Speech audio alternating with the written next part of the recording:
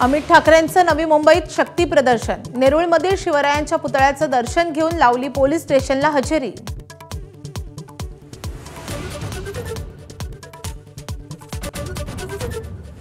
मंत्री पंकजा मुंडेंच्या पीएच्या डॉक्टर पत्नीची आत्महत्या।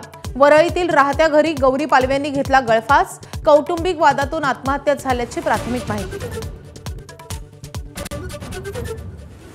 गौरी पालवे आत्महत्या प्रकरणामध्ये पंकजा मुंडेंनी कारवाईसाठी पुढाकार का घेतला नाही, अंजली दमानियांचा संतप्त सवाल। तर गौरीचा पती अनंत गरजेचे विवाहबाह्य संबंध असल्याचा दमानियांचा आरोप। दुराव्याच्या चर्चांवर मुख्यमंत्री फडणवीसांसह एकनाथ शिंदेंचं स्पष्टीकरण।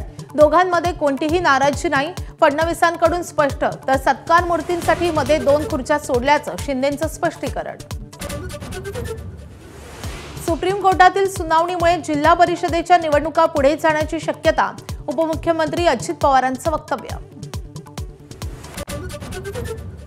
मनसेसोबत आघाडी करण्याचा विषय नगण्य। स्थानिक पातळीवर आघाडी करण्याचे प्रदेशाध्यक्षांचे निर्देश। नाना पटोलेंची भूमिका। मनसेसोबतच्या युतीसंदर्भात काँग्रेसमध्येच विसंवाद असल्याची चर्चा। गुवाहाटी कसोटीमध्ये दक्षिण आफ्रिकेची टिच्चून फलंदाजी। आफ्रिकेची धावसंख्या लंच ब्रेकपर्यंत 7 बाद 428।